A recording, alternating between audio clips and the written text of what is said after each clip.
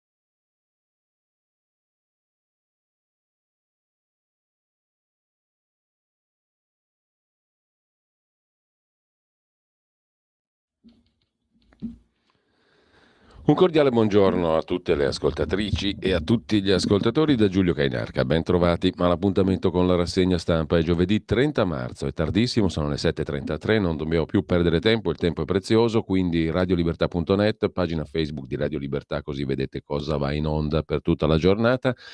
Agenziaansa.it, sempre col punto in mezzo. Prima notte in ospedale per Papa Francesco. Ha un'infezione respiratoria. Potrebbe restare qualche giorno nel Policlinico Universitario. La salute non preoccupa, scrive l'agenzia ANSA, ma resta in ospedale. Esclusa l'infezione Covid, esito negativo per l'attacco toracica, annullate le udienze previste per oggi e per dopodomani. La notizia fa il giro del mondo. Secondo titolo, Putin, le sanzioni fanno danni, Kiev userà i Leopard tedeschi, i carri armati a breve, l'Ucraina. Zelensky ha invitato intanto il leader cinese Xi Jinping a Kiev. Se gli Stati Uniti smettono di aiutarci, non vinceremo, ha detto il presidente ucraino. Colloquio telefonico tra la Premier Meloni e Zelensky. Ho confermato il nostro impegno, dice Giorgia Meloni. Noi parleremo di questa questione con Nikolai Lilin a partire dalle 8.45 stamani.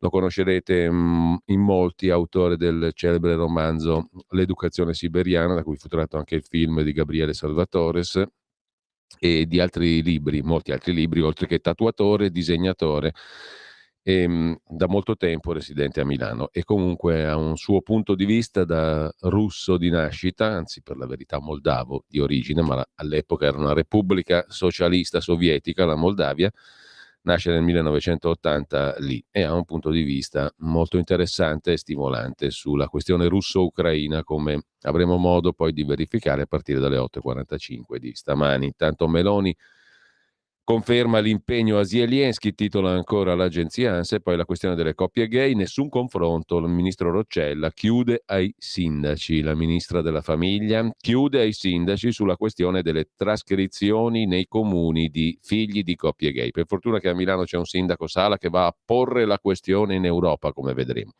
mentre Milano viaggia che è una meraviglia. L'Eurocamera discute sulle adozioni nelle famiglie omogenitoriali in Italia. Fratelli d'Italia al contrattacco, la sinistra anti-italiana vuole processare il governo Meloni. A Torino pubblicato il manifesto per il raduno dei sindaci sul super bonus dalle villette alle caldaie. Ecco cosa fare, tutte le novità del testo pronto per la fiducia alla Camera. Se siete interessati, prima pagina dell'agenzia ANSA, strage di migranti in Messico, un video inchioda i sorveglianti, uscendo avrebbero mantenuto bloccate le porte del centro arsi vivi, un discreto numero di migranti, almeno 39 i morti. Mentre dal Viminale niente biglietti agli olandesi per la partita Roma-Feyenoord. Il ministro di giustizia Nordio, il governo non vuole abrogare il reato di tortura, che è un reato odioso, abbiamo tutte le intenzioni di mantenerlo. Sulla sentenza sugli ex brigatisti rossi, in Francia lo Stato non può ricorrere alla Corte europea dei diritti dell'uomo. Questione chiusa. Parla Biden, il vento è cambiato, le democrazie sono più forti, ha detto il presidente degli Stati Uniti al summit per la democrazia, al quale sono stati invitati 120 paesi. Zelensky dice la battaglia per l'Ucraina è una battaglia per la democrazia, ma senza il supporto degli Stati Uniti non ce la faremo mai. Colpita al volto col solvente, una donna vicina a un pentito a Catania, la vittima ha riportato un arrossamento al viso, scrive l'agenzia ANSA, e poi cali nella prossima bolletta della luce, meno 20%, del gas, meno 10%, lo dice ARERA, l'agenzia di regolazione dell'energia elettrica e del gas. Morta la donna colpita alla testa da un proiettile in Veneto, era stata trovata a terra in cucina, in casa, a dare l'allarme ai due figli di 11 e 8 anni tramite il vicino, mentre Elon Musk lancia l'allarme sull'intelligenza artificiale. È un rischio per l'umanità. Come vedremo, questo allarme è stato raccolto da molti quotidiani anche italiani, lettera aperta con altri 1000 manager fermiati per 8 mesi. Elon Musk è stato tra i fondatori di OpenAI, che è il gestore della celebre ormai chat GPT.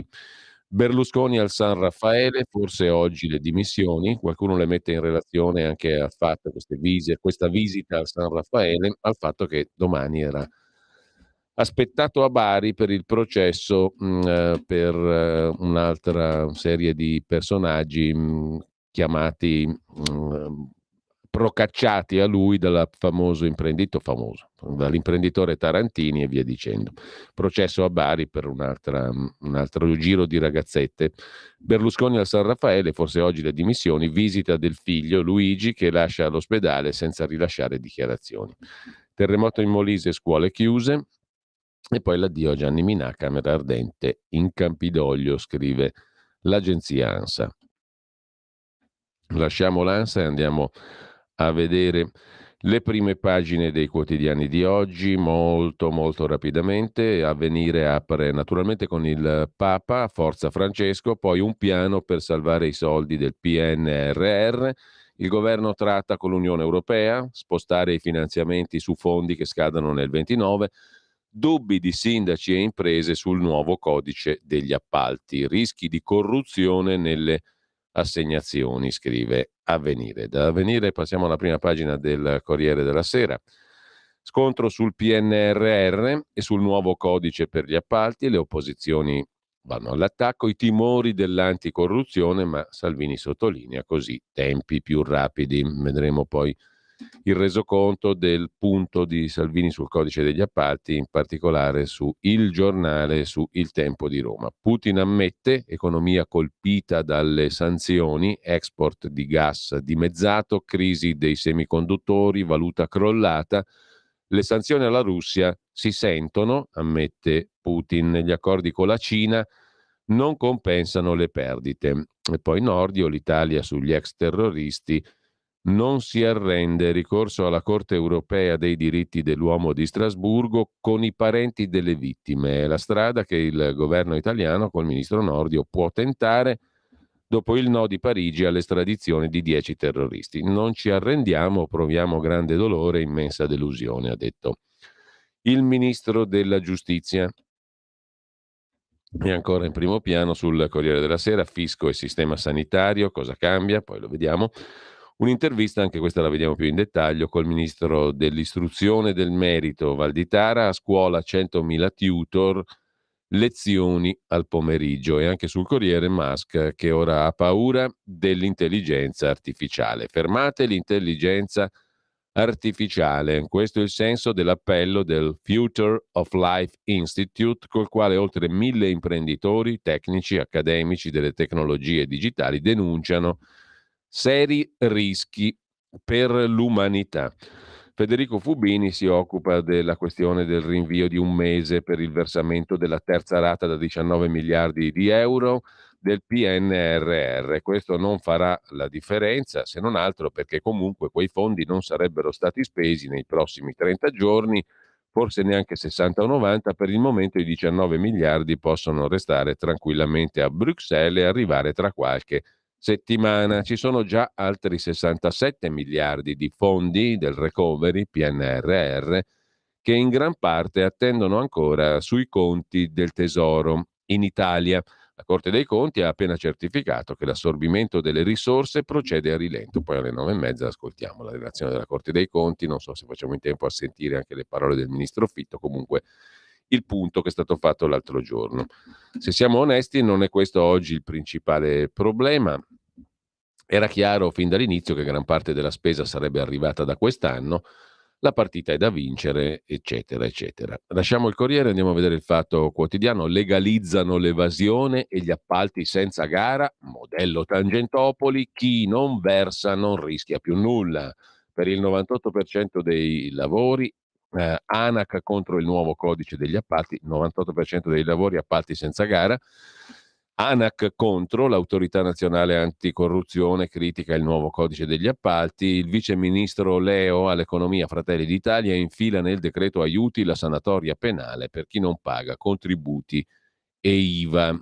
Poi c'è la questione del reddito di cittadinanza, ci lasciano alla fame, niente reddito, niente corsi, niente lavoro. Alcuni giornali rilanciano la balla delle richieste diminuite per la stretta annunciata dal governo. La verità sono le storie di chi col sussidio ha potuto sopravvivere dignitosamente. Dal Fatto passiamo al Giornale. Ci mancava solo lo sciopero salva burocrazia. Paese paralizzato. Con la riforma degli appalti, ha detto Salvini, basta ritardi, ma PD, 5 Stelle e sindacati sono in rivolta. Il giorno dopo l'approvazione del codice degli appalti, centrosinistra e sindacati uniscono il fronte. Attacco contro il pericolo di infiltrazioni esterne negli appalti, vecchia storia che si ripete, eterno dilemma tra necessità di superare i lunghi iter autorizzativi e timore di offrire mano libera alle stazioni appaltanti. Terroristi impuniti, a sinistra scatta la festa, titola Il Giornale a centropagina. Il Quotidiano Nazionale, caos PNRR, il governo tratta con l'Europa. Il Mattino di Napoli invece enfatizza il calo delle bollette dell'energia, luce e gas. Il Tempo a colloquio con Salvini, così sblocchiamo gli appalti, lo vediamo tra poco. Repubblica apre con il caso Italia in Europa. A Bruxelles cresce la preoccupazione per le posizioni del governo su PNRR, MES, migranti, balneari, biocarburanti, chi più ne ha più ne metta. Fitto chiede flessibilità sulle spese del recovery, eccetera, eccetera. La Stampa apre con Papa Francesco, grande paura e l'allarme dei costruttori, il PNRR è irrealizzabile. Non pare proprio così perché la Presidente dell'ANCI ha detto tutt'altro. La Stampa invece si occupa di far parlare Carlo Luzzatto, amministratore delegato del gruppo Pizzarotti, il quale si chiede come l'industria possa far correre il PNRR impantanato e i grandi contractor delle opere pubbliche non ce la fanno. In prima pagina ancora sulla Stampa, l'appetito insaziabile, il buongiorno di Mattia Feltri. È struggente vedere il ministro Lollobrigida pronunciare la parola più amata dal governo, vietato. Nel caso, vietato produrre, importare, consumare carne coltivata in vitro, detta anche carne sintetica. Funziona così: da una sola cellula in qualche settimana si ricavano 10 tonnellate di carne, senza abbattere una sola bestia. Ogni anno nel mondo si abbattono 50 miliardi di polli, 1,5 miliardi di maiali, mezzo miliardo di pecore e così via. E a non dire dell'inquinamento, del consumo di acqua, eccetera. Ma intanto Lollobrigida lo vieta. Lo fa per noi, perché non sappiamo delle conseguenze sulla salute. Secondo la Food and Drug Administration, che ha approvato il consumo di carne sintetica negli Stati Uniti, non c'è pericolo, ma in ogni caso grazie a Lollobrigida per la premura. L'altra ragione è la vigorosa, irriducibile difesa del Made in Italy, delle eccellenze italiane, della biodiversità, Diciamolo tutti in coro. Al tanto fervente ministro dell'Agricoltura mi permetto di segnalare dati Istat che oggi l'Italia è in grado di produrre circa la metà della carne che consumiamo, il resto lo importiamo. Siamo i più grandi importatori europei dal Brasile. Nel dettaglio importiamo più di 1 milione di tonnellate di carne di maiale e quasi 400.000 tonnellate di carne bovina e poi carni equine e ovine e un bel po' di pollastrelli. Il Made in Italy qui, conclude Mattia Feltri, mi sembra già barcollante sotto i colpi di un appetito insaziabile, per cui, caro Ministro, capisco si debba parlare alla pancia del sovranismo, ma bisogna almeno sapere che è una pancia piena di bistecche brasiliane, conclude Mattia Feltri in prima pagina su La Stampa. Noi andiamo a vedere anche La Verità, che naturalmente apre con la questione dei vaccini, le vittime dei vaccini. Siamo stati mandati al macello, denunciamo l'AIFA, l'agenzia del farmaco. Ho visto fuori dal coro e ho pianto dalla rabbia. Ero fragile, non mi hanno tutelato, ora sto malissimo. Mio figlio rovinato, ci incateneremo a Roma. Spero che altri si uniscano a noi. Mi hanno rubato la salute. Sono le mail che provano che all'agenzia del farmaco sapevano dei rischi. In primo piano anche lei che ha ucciso 3 bambini, ma per il Corriere della Sera e compagnia bella il problema è negare la realtà e dire che è un lui la strage a Nashville, Francesco Borgonovo. I sindaci del PD denigrano l'Italia in Europa, in prima fila Sala, sindaco di Milano, capofila dei sindaci Arcobaleno, fa processare il governo all'Europarlamento e forza sull'utero in affitto. La ministra Roccella lo stronca. Sala e i suoi colleghi si attengano alle leggi e alla sentenza della Cassazione, anche perché per ogni trascrizione il Comune di Milano manda alla Procura per verifiche, quindi dà lavoro al Tribunale, il quale potrebbe occuparsi di altre questioni, di altri reati, visto che già ci vogliono dei bei tempi per smaltire le questioni. E ce n'è una in più. Il sindaco Sala gira le trascrizioni. Non saranno tante, ma comunque un lavoro in più per il Tribunale di Milano. Non basterà un avviso di garanzia a proposito per bloccare i lavori nei cantieri, è il nuovo codice degli appalti. Matteo Salvini a colloquio con La Verità difende il nuovo codice appalti. Non basterà un avviso di garanzia, dice Salvini, per bloccare i cantieri. Ci vorrà almeno una sentenza di primo grado. Gli imprenditori sono presunti innocenti. Le critiche dell'Autorità Nazionale Anticorruzione sugli affidamenti diretti? La velocità riduce il rischio corruzione. E poi digitalizziamoli questi affidamenti, no? Rendiamo tutto digitale senza fare intervenire l'essere umano, così non c'è corruzione, o no? Come previsto il PNRR in tilt, scrive Claudio Antonelli, perché un piano di stampo sovietico non poteva funzionare. E con ciò lasciamo La Verità, andiamo a Libero, anche qui parla Salvini, la mia legge farà ripartire l'Italia, il codice per gli appalti disarma i comitati del no e ci sarà meno corruzione. E ora, scrive Sallusti, il direttore, che girino i soldi. Bollette in calo, governo in festa e ore di paura per il Papa. Mentre la Regione Veneto, lo vediamo dopo, si fa l'inno nazionale. Con ciò lasciamo le prime pagine di oggi. Le lasciamo e andiamo a vedere direttamente anche però la prima pagina del Quotidiano di Sicilia. Festival, musei aperti, un'offerta sinergica, il turismo, gli assi nella manica del turismo che riscopre le radici. È un moltiplicatore di pernottamenti anche in Sicilia, dovrebbero raggiungere almeno i 20 milioni nel 2023. Il turismo, un asset fondamentale. I rifiuti, scongiurata l'emergenza per ora. L'impianto Coda Volpe a Palermo riavvierà le attività, scrive il Quotidiano di Sicilia, e poi il PNRR. Il PD chiede al ministro Fitto di andare a riferire in aula, in Parlamento. In Sicilia 128 comuni vanno al voto il 28 e il 29 maggio, le amministrative.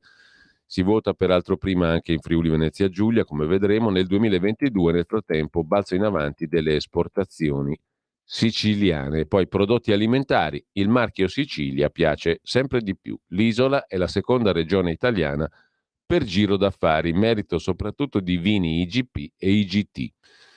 Con ciò lasciamo le prime pagine, come dicevamo, e andiamo a vedere il tema del giorno. Innanzitutto, anzi vi segnalo un po' gli articoli principali, diamo una rapida scorsa a tutti. Salvini garantisce sul codice degli appalti, così il giornale a pagina 2, a pagina 3.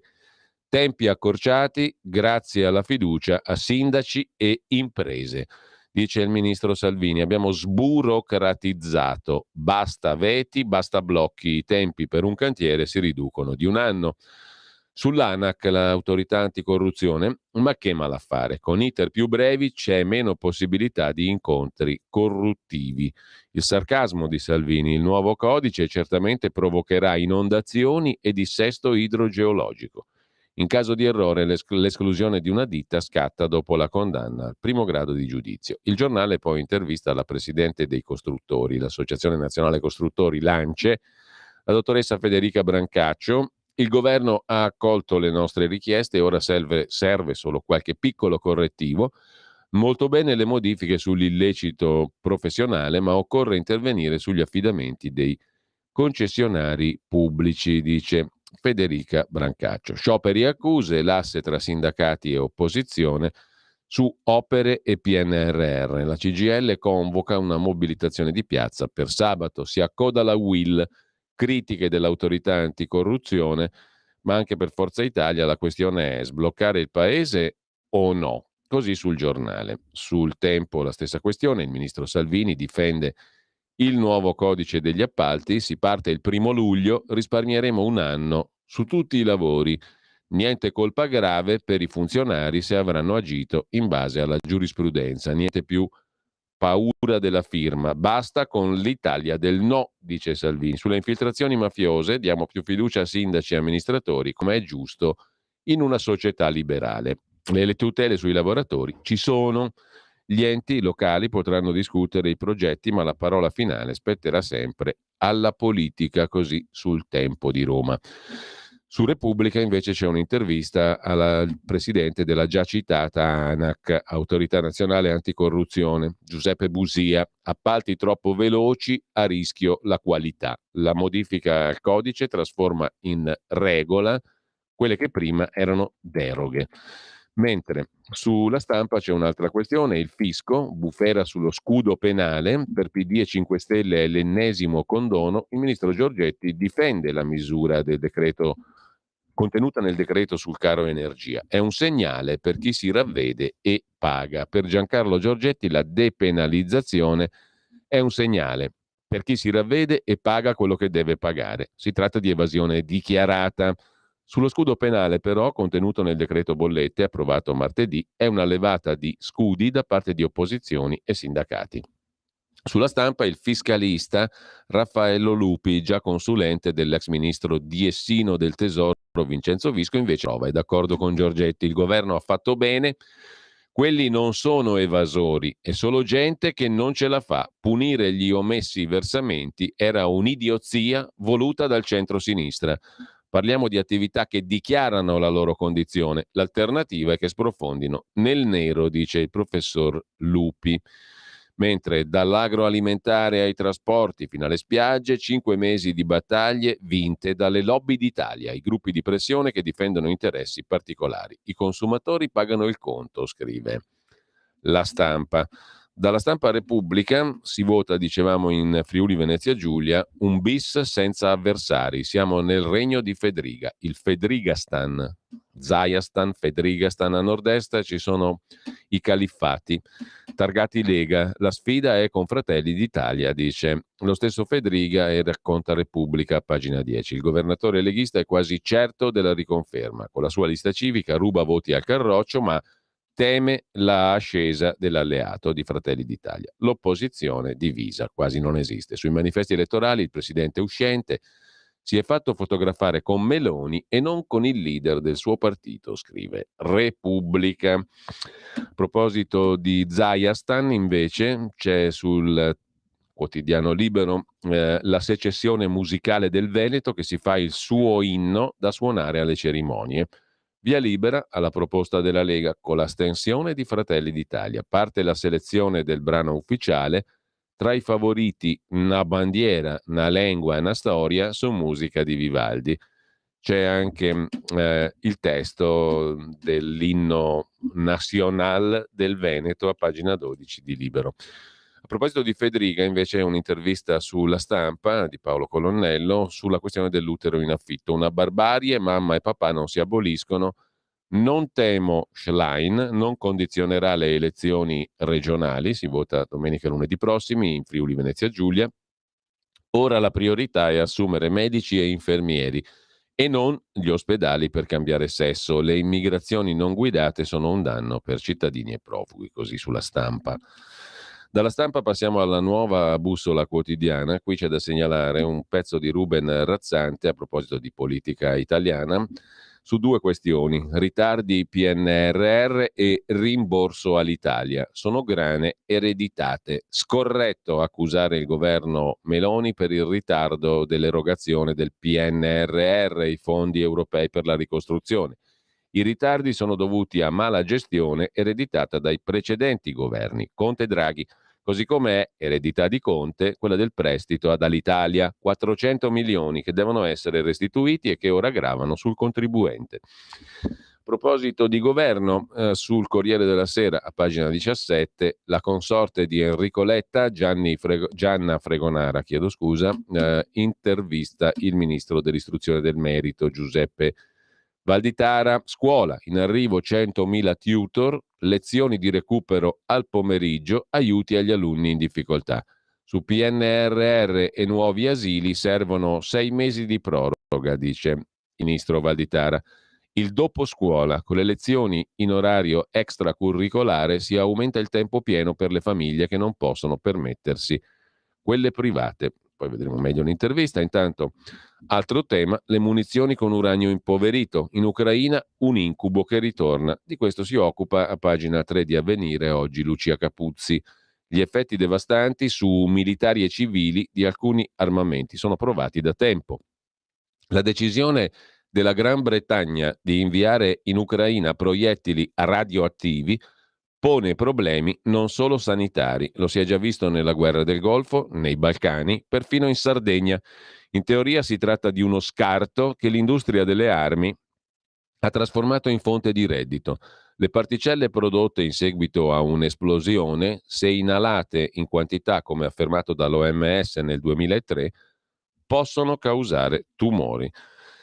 Mentre a Kiev è iniziato lo sgombero della Lavra, cioè del piccolo monastero delle grotte, scrive asianews.it. Nel giorno in cui scade l'ultimatum del governo ucraino, i monaci ortodossi, fedeli al patriarcato di Mosca, hanno cominciato a portare fuori materiali dal complesso in mezzo a un grande dispiegamento di forze di polizia e a una folla di fedeli in preghiera.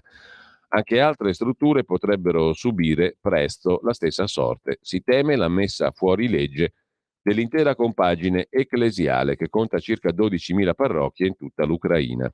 Libertà di culto e libertà di espressione e libertà di associazione partitica, visto che in Ucraina sono stati aboliti tutti i partiti sostanzialmente. Viva la democrazia! Armi atomiche in Bielorussia è invece l'oggetto della riflessione di Gianandrea Gaiani sulla Nuova Bussola Quotidiana. Il rischio cresce. La annunciata decisione russa di dispiegare armi nucleari tattiche in Bielorussia indica un ulteriore aggravarsi della situazione, anche se appare probabile che Mosca intenda mettere al sicuro l'unico paese alleato rimastogli da possibili attacchi ucraini o da forme di destabilizzazione spinte dall'esterno, scrive il direttore di analisi difesa.it sulla Nuova Bussola Quotidiana. L'agenzia ANSA invece si occupa in dettaglio delle ultime notizie dalla Russia e dall'Ucraina. L'economia russa sta crollando, Putin lo ammette, l'Ucraina annuncia la controffensiva di primavera usando i carri armati tedeschi Leopard. Putin sulle sanzioni ha detto possono avere un effetto negativo sull'economia. La guerra ibrida con l'Occidente durerà però a lungo, ha precisato il portavoce del Cremlino Dmitry Peskov.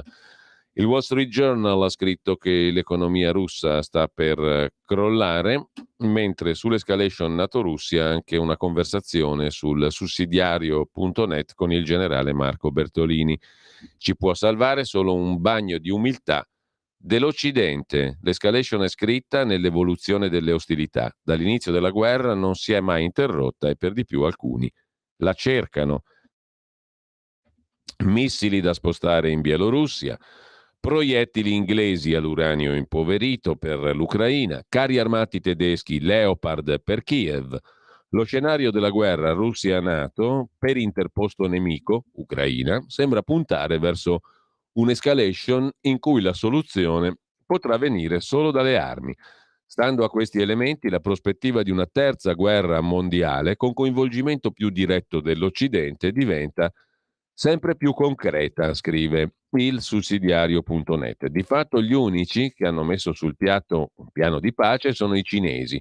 Un altro possibile interlocutore, la Turchia, attende le prossime elezioni per vedere se Erdogan sarà confermato presidente. I presupposti per una tregua, un cessate il fuoco, se non per una pace, non ci sono, osserva il generale Marco Bertolini, già comandante, comando operativo vertice interforze e brigata Folgore, in numerosi teatri operativi, tra cui Somalia e Kosovo, intervistato oggi dal sussidiario.net. Ma più si va avanti a combattere, dice il generale Bertolini, e più questa guerra rischia di sfuggire di mano. L'escalation c'è fin dall'inizio della guerra, c'è stata perché c'è chi vuole la guerra a tutti i costi. E non sto parlando della Russia, che ha tutto l'interesse di arrivare a un cessate il fuoco. Quello che sta succedendo era prevedibile a partire da un anno fa, quando sono cominciati a fallire i primi negoziati. Ci sono novità che aumentano le nostre preoccupazioni, ma non sono inaspettate.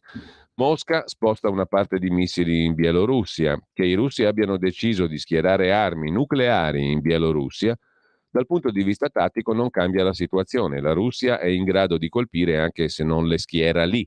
È un segnale però per l'Europa. I russi hanno promesso di intervenire nel caso in cui venga minacciato il loro territorio. Ma se nel territorio a cui si riferiscono rientrano il Donbass, la Crimea e gli oblast di Kherson e Zaporizhia che hanno occupato, siamo in una situazione abbastanza delicata. Hanno anche minacciato, sempre nel caso di attacco al territorio russo, di reagire contro gli Stati Uniti. Era un elemento di cui tener conto già da prima. O la guerra si conclude considerando che la Russia non può rinunciare a territori come la Crimea e ad avere un'Ucraina che non sia ostile, oppure senza una soluzione di compromesso stiamo andando verso un'escalation. I russi da tempo hanno minacciato l'uso di armi nucleari. Dagli Stati Uniti la voce del generale Kellogg, consulente del vicepresidente Mike Pence sotto Trump, secondo il quale se non si vince in Ucraina si andrà verso una guerra europea, cioè allargamento del conflitto. Dai tempi di Obama e Hillary Clinton, osserva il generale Bertolini, era chiaro che l'amministrazione democratica americana, che aveva dato il via alle primavere arabe e aveva sponsorizzato Euromaidan del 2014, puntava a un confronto muscolare con la Russia. Quello che stiamo vedendo è la conseguenza di quell'impostazione, che fu bloccata per 4 anni da Trump, che aveva detto chiaramente che con lui la guerra non ci sarebbe stata. Voleva ritirare gli americani anche dalla Siria, anzi, per un paio di settimane le truppe statunitensi si erano ritirate. I russi quindi hanno invaso l'Ucraina, ma sono stati in un certo senso costretti da questa politica di confronto muscolare. Per gli americani, osserva sul sussidiario.net il generale Bertolini, la Russia è un nemico esistenziale. C'è una contrapposizione tra una realtà continentale e una realtà insulare. Quest'ultima è quella di Stati Uniti, Canada, Gran Bretagna, Australia, Nuova Zelanda. I primi tre sono i motori della NATO, Stati Uniti, Canada, Gran Bretagna. Una contrapposizione continuata anche quando è caduto il comunismo, perché questa realtà viene percepita come un concorrente temibile. Così Bertolini prosegue poi l'intervista, ma il punto è questo, l'escalation voluta. Intanto su Euronews c'è un quesito: perché gran parte del sud del mondo sostiene la Russia e non l'Ucraina? Una buona domanda. Veniamo a Milano, Digos Aise, chi porta la responsabilità della fuga dell'imprenditore russo quarantenne in odore di servizi segreti evaso dai domiciliari a Milano? Malgrado che l'intelligence americana avesse avvertito, l'Italia tenete Artem Us, quello che è fuggito, in carcere, altrimenti riuscirà a fuggire. Perché la Procura di Milano non ha ancora aperto un'inchiesta? A chi era affidata la sorveglianza? Si domanda Dagospia. A un braccialetto elettronico subito neutralizzato. Chi era questo Artem Us, fuggito da Milano, russo? Cambiando scenario, ma rimanendo sulla pagina internazionale, asianews.it ci riporta in Birmania, la tormentata Birmania, teatro di violenze infinite.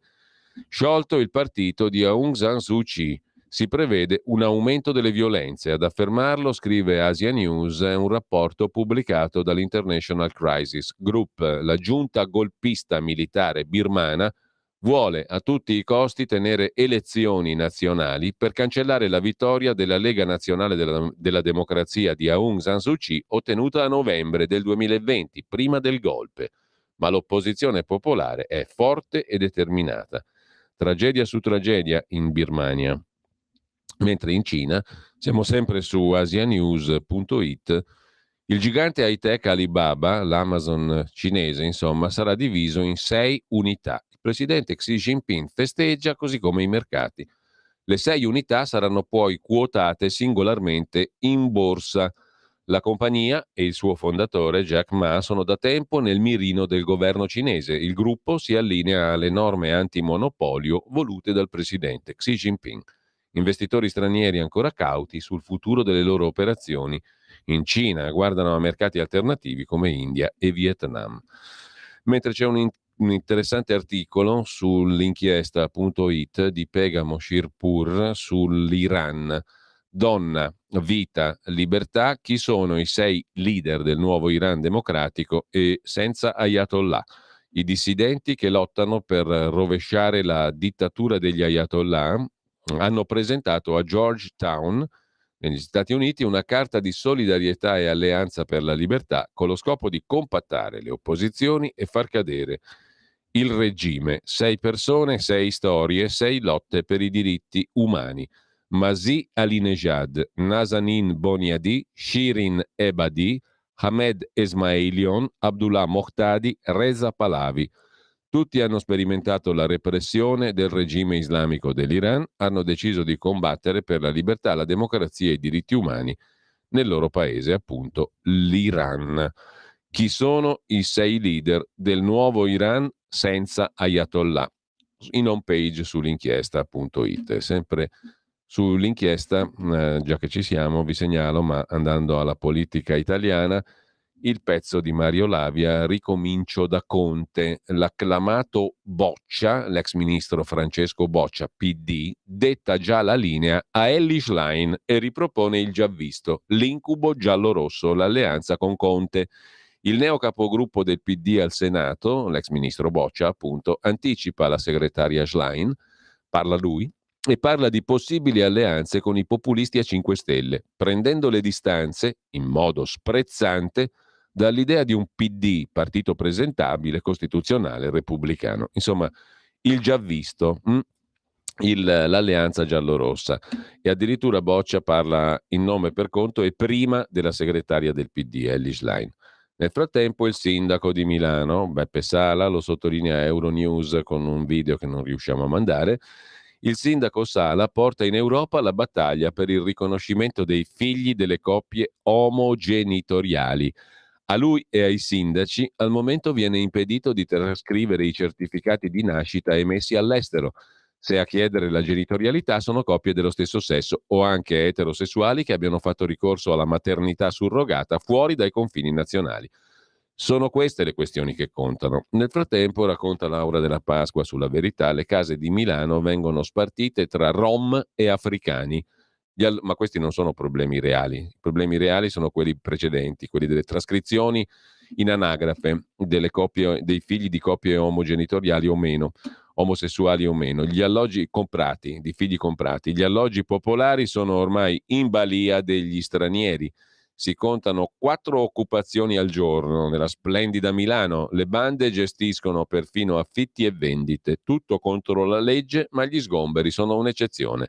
E con la prevista ondata di tunisini in arrivo si rischiano tumulti, scrive La Verità. Milano è sempre più polarizzata tra quartieri ricchi, periferie invivibili. Basta che una nomade si dica incinta e anche se non è vero diventa intoccabile. Intanto giornalisti filmano le borseggiatrici, agenti li fermano, le ladre fuggono. A Venezia la security blocca una troupe televisiva, scrive sempre La Verità.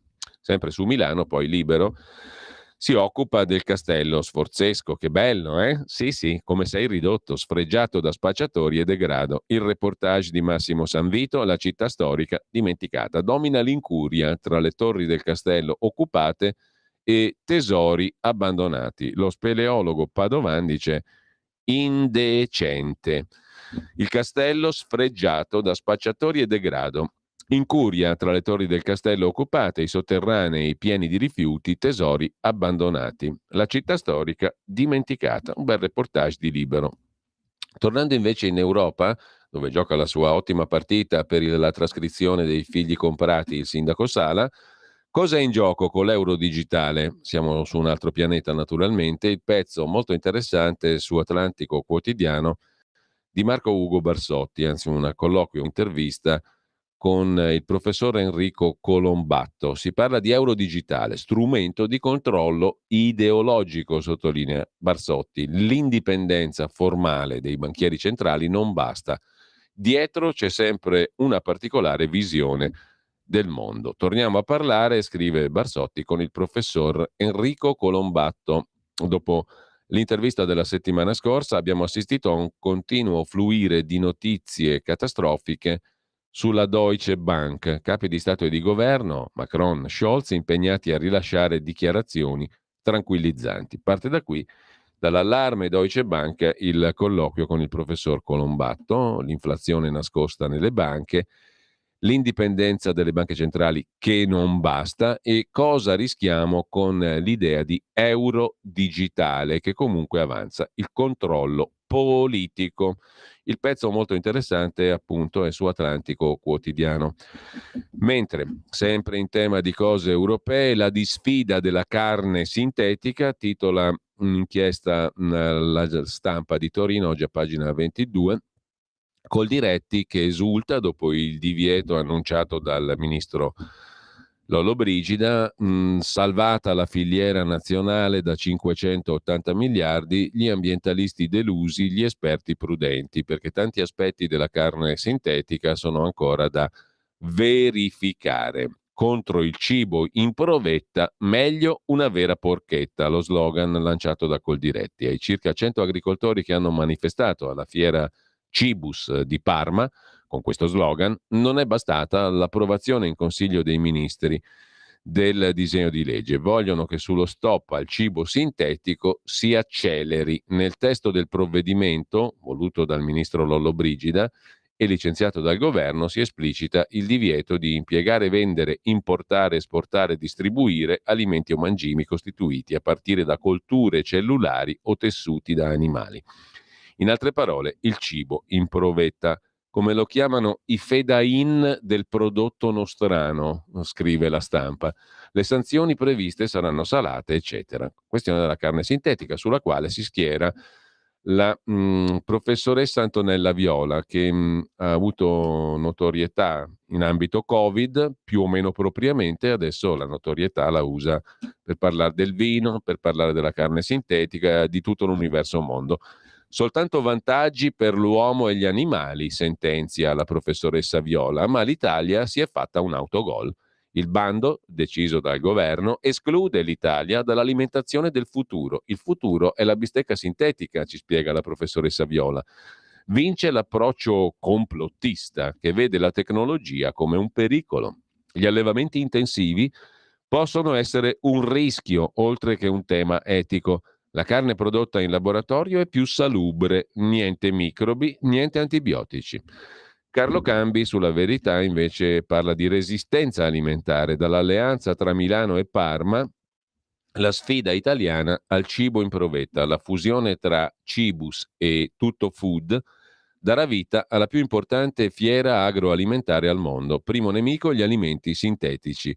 Sottolinea Coldiretti, a rischio un quarto di PIL. Per fortuna l'84% dei nostri connazionali li boccia, Cibus e Parma.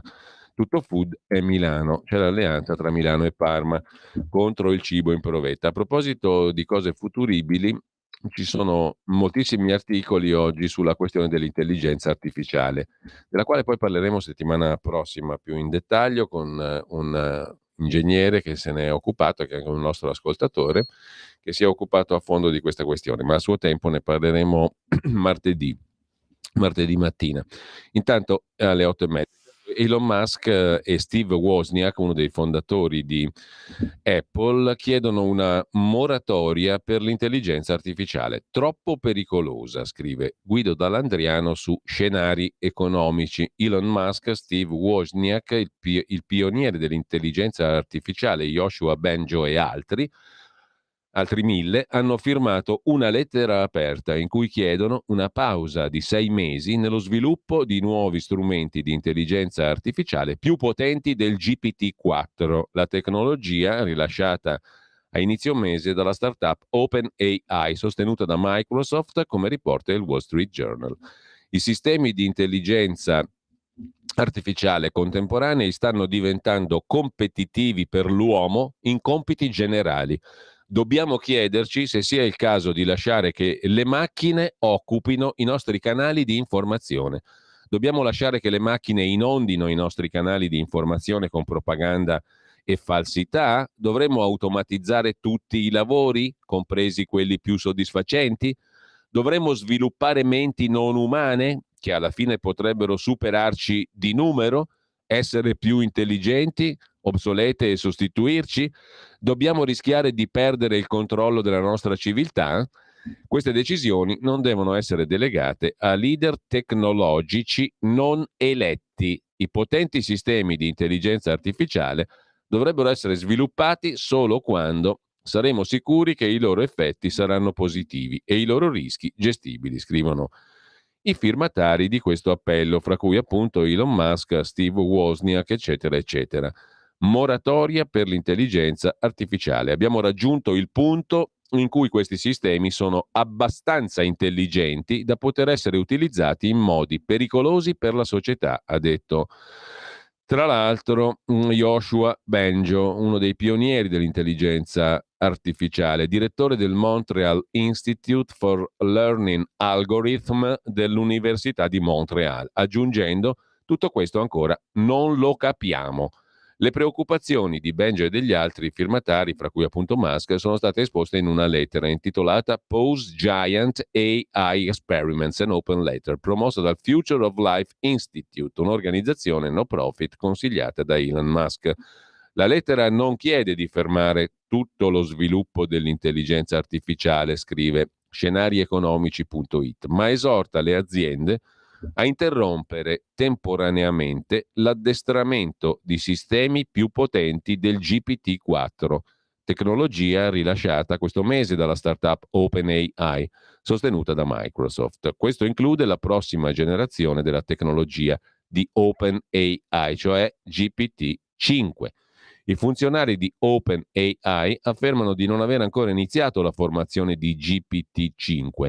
In un'intervista, l'amministratore delegato di OpenAI, Sam Altman, ha dichiarato che l'azienda ha da tempo dato priorità alla sicurezza nello sviluppo. Ha trascorso più di 6 mesi a effettuare test di sicurezza su GPT-4. Secondo Goldman, invece, fino a 300 milioni di posti di lavoro, perché questo è un altro punto essenziale, non è la cazzatina di farsi scrivere il testo da chat GPT, è che i posti di lavoro sono a rischio. Fino a 300 milioni di posti di lavoro potrebbero essere sostituiti da intelligenza artificiale, perché 2/3 delle occupazioni potrebbero essere parzialmente automatizzati da intelligenza artificiale, una situazione che porterebbe a sconvolgimenti sociali di difficile gestione. Il tema è molto rilevante, molto importante, al di là appunto del colore, delle stupidaggini o delle cose più superficiali. Il tema è affrontato anche dal giornale Vittorio Macioce, pagina 18, intelligenza artificiale, l'allarme degli scienziati. Rischio per l'umanità, niente di meno. È tempo di fermarsi. Una moratoria di 6 mesi, chiedono Musk e 1000 altri esperti. Per la prima volta il futuro spaventa uno come Elon Musk, sottolinea il giornale. Il tema è quello della metamorfosi umana. Pensate un po', è il passaggio dall'uomo faber, uomo fabbro, a quello ludico per finire con quello inutile. L'uomo sarà inutile. Carne sintetica, intelligenza artificiale, lavori fatti dai robot. A voler congelare lo sviluppo dell'intelligenza artificiale, per paradosso, è proprio chi ha costruito fortune sulle nuove tecnologie, sottolinea il giornale.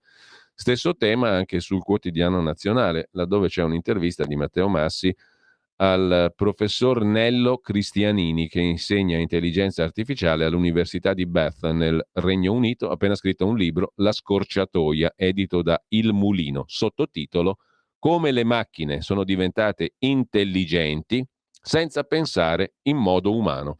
Lo stop al test per 6 mesi, la moratoria chiesta da Musk e gli altri, è necessaria come per la clonazione, dice il professor Cristianini. Musk, Wozniak e altri big della Silicon Valley hanno firmato questa lettera appello. Fermiamoci per 6 mesi, chissà perché poi per 6 mesi. Comunque, è una rivoluzione e ora servono leggi, dice il professor Cristianini. Impariamo la lezione del Rinascimento, è la ragione che deve guidare la tecnica, dice il professor Nello Cristianini sul Quotidiano Nazionale. Su Repubblica, Musk e i guru dell'high tech chiedono di fermare ChatGPT perché corre troppo, sta diventando troppo intelligente.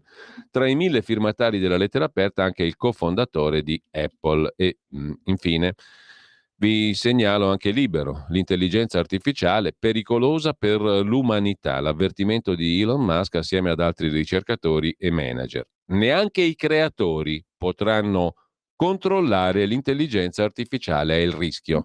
Adombrato dai firmatari di questo appello per una moratoria, pausa di 6 mesi, per fermare una pericolosa corsa agli armamenti. Rischi di gestione, perché i sistemi, scrivono i firmatari, potranno tornare a essere sviluppati quando saremo sicuri che i loro effetti saranno positivi e i loro rischi gestibili. Insomma, mettiamola come vogliamo, ma se le perplessità e gli appelli a frenare arrivano da quelli che hanno fatto della nuova frontiera tecnologica la loro vita, forse vanno presi in considerazione. Tornando al tema vaccini e tornando anche a scenarieconomici.it, c'è un altro articolo da segnalare. 147 miliardi di danni per i vaccini Covid, è tempo di fare una seria ricerca sui loro effetti. Una nuova ricerca negli Stati Uniti stima che 26.600.000 persone sono rimaste danneggiate, 1.360.000 disabili e ci sono stati 300.000 morti in eccesso attribuibili a danni da vaccino Covid-19 solo nel 22, con un costo economico complessivo di 150 miliardi di dollari. Così su scenari economici. Sul sussidiario.net vi segnalo il pezzo di Marta Duò sull'origine della Covid. Rispuntano dati misteriosamente scomparsi, ora disponibili su GISAID. Sono tornati online i dati che potrebbero confermare l'origine del coronavirus nel mercato di Wuhan in Cina. La piattaforma afferma di non averli mai cancellati. I dati erano misteriosamente scomparsi, sono tornati disponibili, potrebbero far luce sull'origine della Covid nel mercato di Wuhan. Scoperti per caso da una ricercatrice francese, Florence Debar, nel database globale GISAID marzo 2020, i dati relativi a migliaia di tamponi effettuati nel mercato di Wuhan erano scomparsi poche settimane dopo il dilagare della pandemia in tutto il mondo.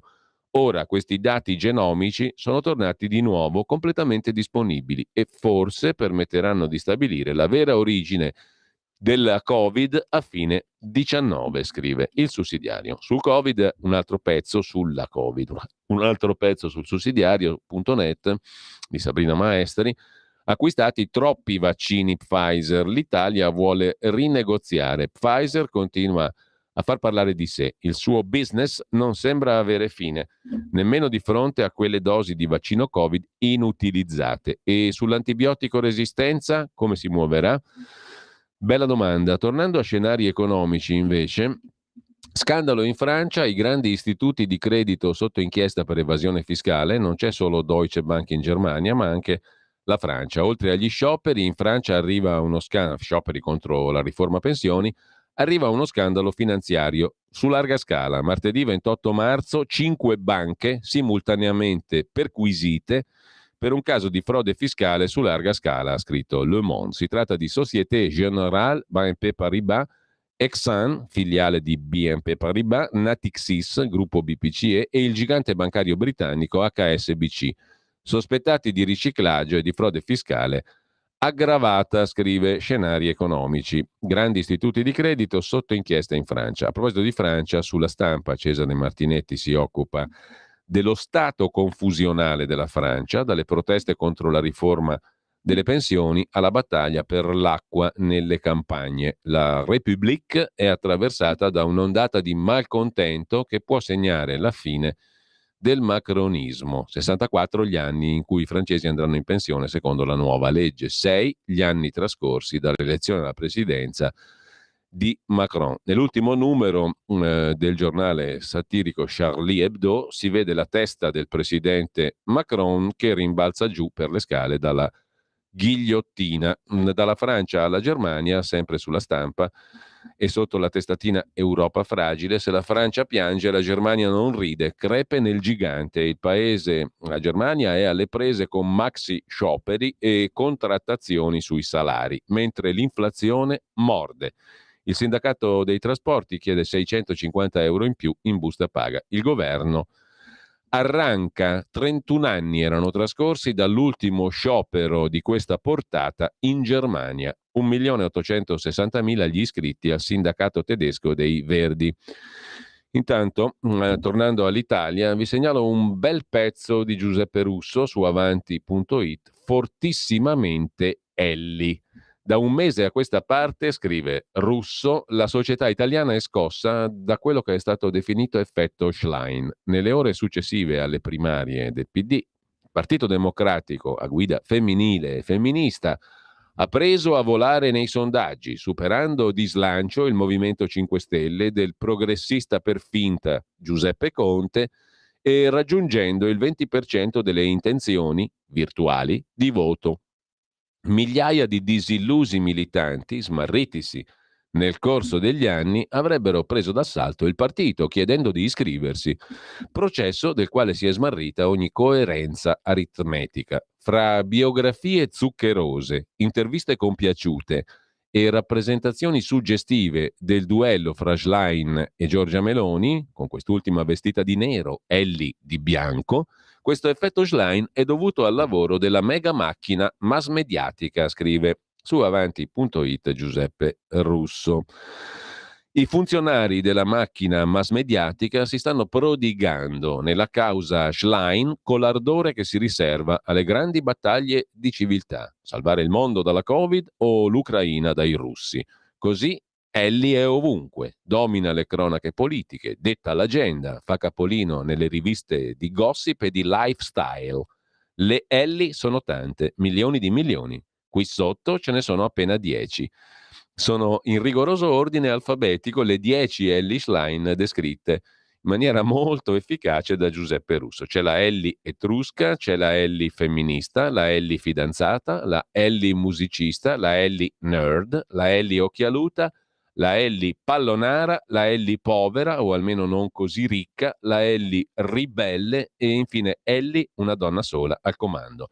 Ricapitolando, conclude Giuseppe Russo sul sito dell'Avanti, avanti.it, ricapitolando, e arriviamo alla fine del pezzo dopo le 10 Ellie, Ellie Schlein, figlia di un politologo americano che era venuto in Italia per combattere la guerra fredda culturale, viene recuperata dopo aver abbandonato il PD appresso a quel debosciato di Pippo Civati in occasione delle regionali emiliano-romagnole del 2020, evento che, col senno di poi, rappresenta il primo passo di una scalata che era stata accuratamente pianificata. Alle politiche del 22 ottiene un posto in prima fila nelle liste PD, nonostante rappresentasse un movimento che aveva il 3% in Emilia-Romagna e nulla più altrove.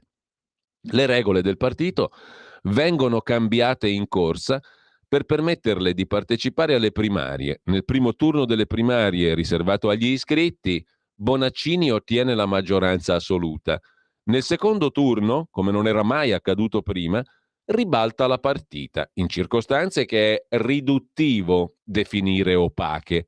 Si prende il partito e i vari Emiliano e De Luca se ne stanno zitti e buoni.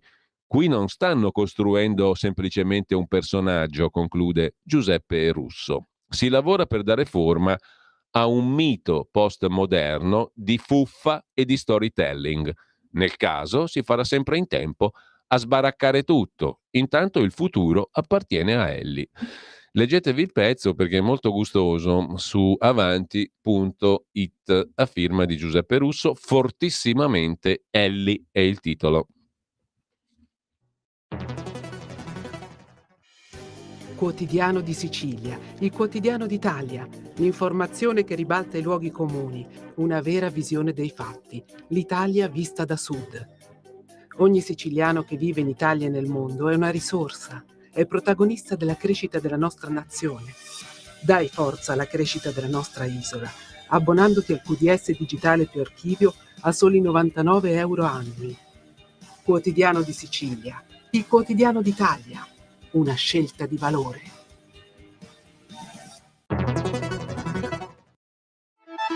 Stai ascoltando Radio Libertà, la tua voce libera, senza filtri né censure, la tua radio.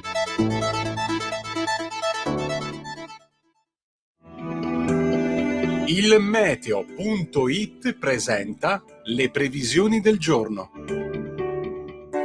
Pressione atmosferica abbastanza stabile sul nostro paese, anche se avremo una maggiore nuvolosità al nord rispetto ai restanti settori. Nella prima parte di giornata, infatti, cieli a tratti coperti sulle regioni settentrionali e sulla Toscana, tuttavia senza precipitazioni associate. Nubi sparse inoltre sul versante tirrenico, quasi sereno invece altrove. Nel pomeriggio possibili dei fenomeni deboli e irregolari sui rilievi e sulle alte pianure del nord, per il resto avremo poche variazioni. Per ora è tutto da ilmeteo.it, dove il fa la differenza. Dettagli maggiori consultando la nostra app. Una buona giornata da Alessandra Tropiano.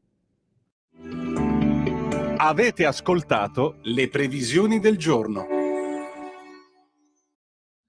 Rieccoci, abbiamo citato avanti.it e c'è un altro articolo di Giorgia Audiello che si occupa del Veneto, anzi di una app lanciata da Zaia, Vivi Veneto, progetto pilota dell'agenda digitale europea. Il Veneto di Zaia si appresta ad assumere il ruolo di regione pilota per sperimentare in Italia la nuova agenda digitale pianificata dall'Unione Europea e accelerata dalle chiusure pandemiche che hanno comportato la digitalizzazione di molte attività e di servizi prima non digitali, tra cui la scuola e la sanità. Regione Veneto ha lanciato una nuova applicazione, la app Vivi Veneto, che si propone come canale diretto tra istituzioni e cittadini, offrendo più di 40 servizi e alla quale si accede tramite SPID, la cosiddetta identità digitale. Quest'ultima è stata implementata recentemente dall'Unione Europea attraverso il progetto European Digital Identity Wallet, che si propone di integrare i diversi sistemi di identità nazionali e rappresenta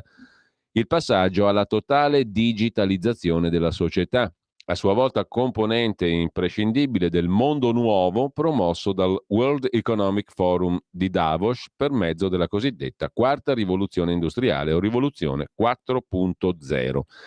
Lo stesso Zaia ha affermato che l'applicazione in questione anticipa un fenomeno internazionale, perché, ha spiegato il presidente del Veneto, tra le 10 strategie tecnologiche emergenti nel 2023 ci sono le super app, applicazioni mobili in grado di fornire molti servizi essenziali a portata di smartphone.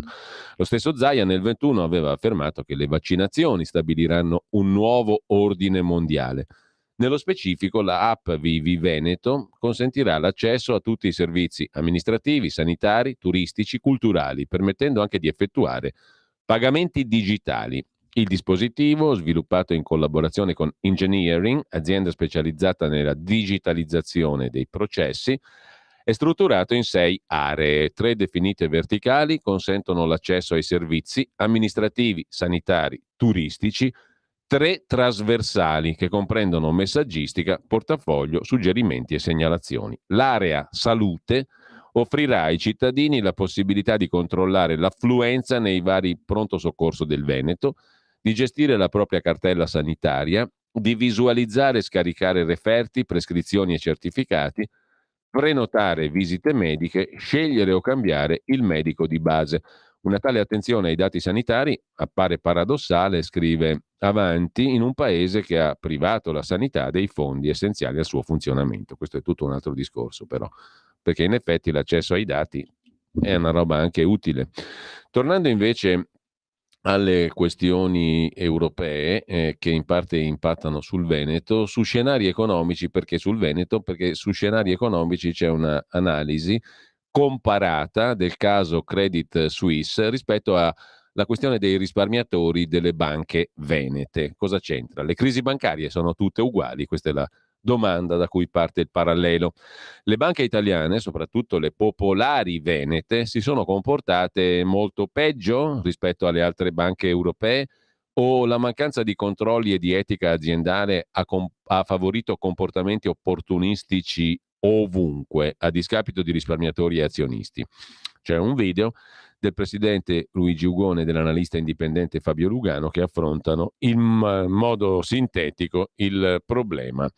Il problema della Popolare di Vicenza e del parallelo con la vicenda Credit Suisse. È un video interessante, lo trovate su scenarieconomici.it. A proposito di video, si parla naturalmente molto, noi siamo un paese all'avanguardia, siamo ancora lì a commentare l'ultimo film di Nanni Moretti, ma cose da pazzi. Eccolo qua il trailer.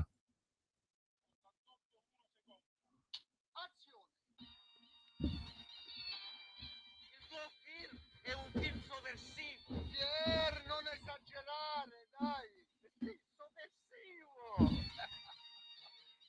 Voglio vederti danzare. Parliamo di tutto, di politica, di cinema, di lavoro. Io e Giovanni siamo sempre stati così, abbiamo sempre parlato di tutto. Di tutto Aiuto, stop! Questa è una scena in cui parlate di politica. Chi se ne frega della politica? Questo è un film d'amore. Lontano, lontano nel tempo. Tanto ho tutto. Ho i sonniferi, gli antidepressivi, la crema per il viso, ce l'hai? No, la crema non c'è. Scusa, prendi gli antidepressivi. Come fai senza crema per il viso? Questa è la scena più importante del film. Ho sempre sognato di fare un personaggio che semplice.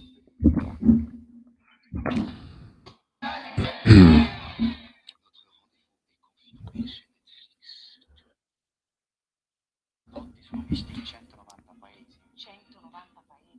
190 paesi. Purtroppo la sua sceneggiatura è uno slow burner che non esplode. No. No.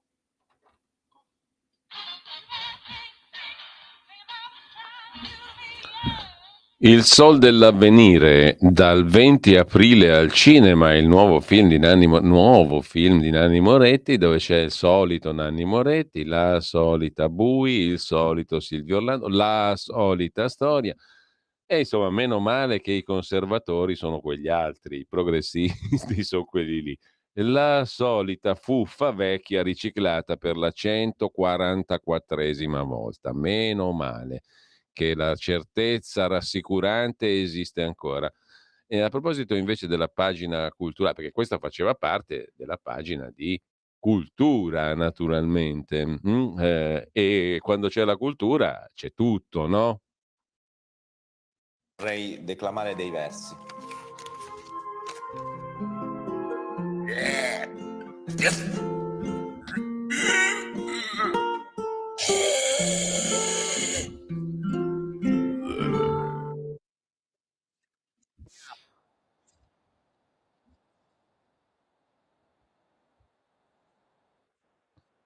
Meno male che Bacio Capatonda e Corrado Guzzanti ci richiamano al valore vero della cultura. Nella pagina culturale però del Corriere della Sera in cronaca lombarda c'è una cosa simpatica, le memorie del semaforo. Secondo voi quando è che è nato il primo semaforo in Italia? In che anno è comparso il primo semaforo in una strada italiana? Innanzitutto è comparso ovviamente a Milano, perché se non era Milano era Torino. Sono le due città dove tutte le novità tecnologiche sono comparse in Italia, il cinema, la radio, le telecomunicazioni e via dicendo. Se non era Milano era Torino, se non era Torino era Milano, quindi a Milano il 1° aprile del 1925. Io pensavo prima, e invece soltanto nel 1925 entrò in funzione il primo semaforo d'Italia a Milano, il 1° aprile. Non era uno scherzo, cronaca di un evento che però fu sì contornato da scherzi, entusiasmi e proteste. Il 1° aprile del 1925, eccola qua la foto. In Piazza del Duomo si accese il primo semaforo all'angolo con via Orefici, il primo semaforo della città e di tutta Italia. I milanesi accorsero per l'evento e per l'intera giornata il centro cittadino fu invaso da una folla curiosa. A raccontare l'avvenimento il resoconto del Corriere della Sera e le immagini, tra cui questa fotografia emerse dall'archivio del Touring Club italiano. L'avvenimento era così sbalorditivo, scrive oggi il Corriere della Sera con Marta Ghezzi, che verso la fine dell'articolo il cronista del Corriere della Sera si lascia andare a un magistrale colpo di coda e insinua il sospetto scrivendo: e se fosse tutto un pesce d'aprile? Non aveva tutti i torti per l'inaugurazione nel 1925 del primo semaforo milanese e a lungo il primo d'Italia. Roma se ne dotò solo 9 anni dopo. In Piazza Duomo, angolo via Orefici, il Consiglio Comunale aveva scelto per l'inaugurazione del primo semaforo d'Italia una data birichina, il 1 aprile del 1925, appunto. Il giorno stesso sul Corriere della Sera uscì un trafiletto, ma è il resoconto del 2 aprile a permettere di capire la portata di questo evento e il divertimento della città davanti a questa lanterna magica. Il cronista descrive l'antenna dagli occhi luminosi, racconta che è un vigile issato su un predellino a 1 metro da terra a manovrarla in base ai segnali dei colleghi e spiega con umorismo che con quelle manovre si accende l'occhio del semaforo, non del vigile. Dall'archivio del Touring Club sono emerse immagini del 1 aprile del 25. Quel semaforo primitivo issato su una pedana circolare suscita una certa tenerezza, eccolo qua. Sul Corriere della Sera di oggi, intanto ci fermiamo un attimo soltanto, un po' di musica e poi apriamo la nostra conversazione con Nikolai Lilin. Cosa ci tocca oggi? Il primo brano musicale della mattinata di oggi credo che sia Mozart. Nasce oggi Sabine Meyer a Crailsheim il 30 marzo del 1959. Clarinettista tedesca, solista di livello internazionale. Qui nel concerto per clarinetto in La maggiore K622, il movimento è l'allegro di Wolfgang Amadeus Mozart.